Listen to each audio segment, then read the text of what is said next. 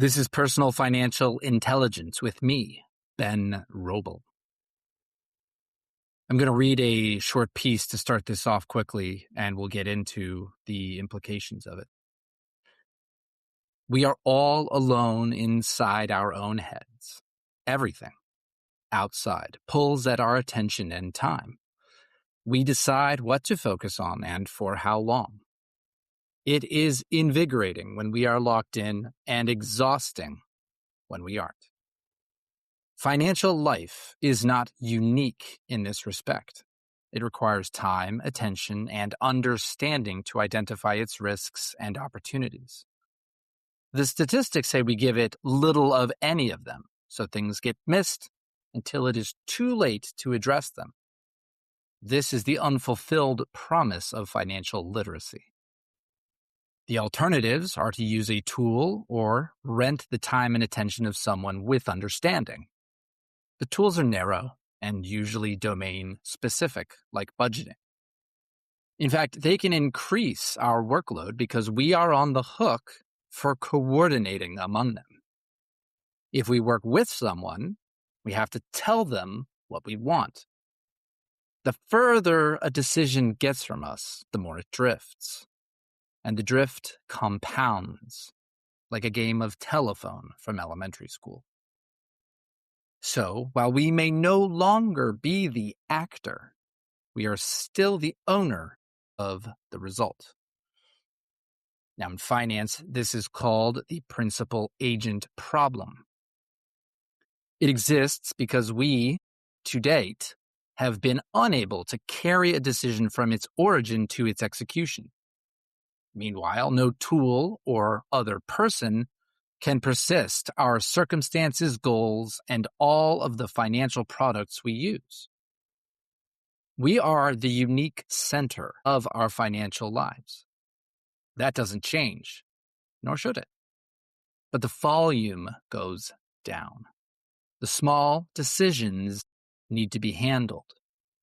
The big decisions are still ours, and we never miss them. Now, what does that mean? Let's just focus on this last paragraph.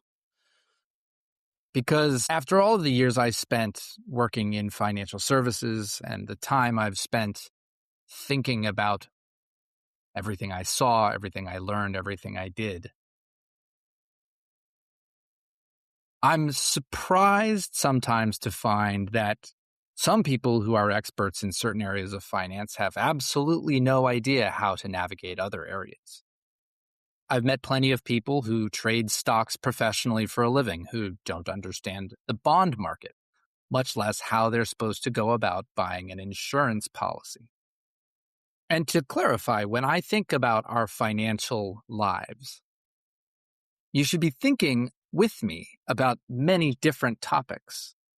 Banking and saving, investing, financial assets like stocks and bonds, and non-financial assets like your house, insuring, gifting, borrowing, cash flow, the way money moves around inside your system, budgeting, the way money comes in, planning, tax planning, estate planning, and your personal circumstances, which make the way all of these things hit you unique.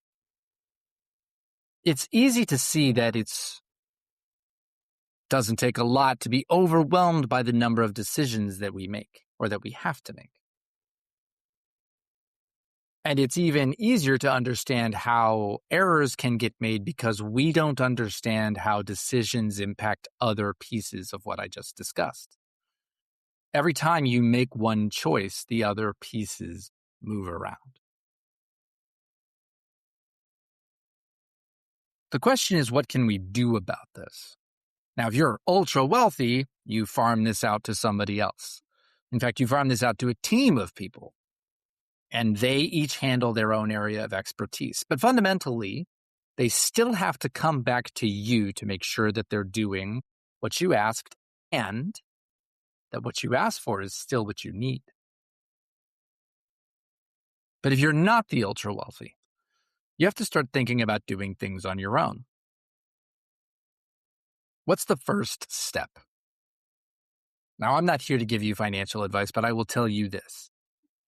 If your credit card has a 24% interest rate and you're thinking of moving it to one that has 22%, that's not going to change the trajectory of your life. It's interesting on the margin, I suppose. And I would say most people are interested in credit cards for their rewards programs today, whereas in the past, they were worried about the interest rate. What changes the trajectory of your life are the big decisions. You get married, you have children, you graduate from college, you start a new job, you move to a new state or a new country, or even just a new part of the city. You retire, you get divorced. The things that really change the way your life goes. And when those things happen, finance is probably not at the top of your list of concerns, but it comes with you everywhere that you go. And what makes it difficult is that many different pieces of your life move at those moments. If you move from one state to another, the rules that you live under change, the way you get taxed changes. When the way you get taxed changes, a lot of the products that you own have to be adapted for your new environment. When you start a new job, you get paid more or less. You might get paid differently. The way that you generate wealth can change. These are the moments where sitting down and having something or someone who has seen these things before and who can take you through those steps is so critical. It's easy to find a lot of information from the last 100 years regarding budgeting. And we all already know that we should spend less than we make. It's not as simple as that. But fundamentally, there's a difference between budgeting, which determines how much money enters your financial structure, the one that you have built for you and your family, and what happens inside that financial structure. Those two things are very different. What I'm suggesting is the comprehensiveness here makes things difficult. At the moments when your life pivots and everything moves at the same time is the most critical moment to ensure that you have got somebody who can help you navigate the decisions that you're making.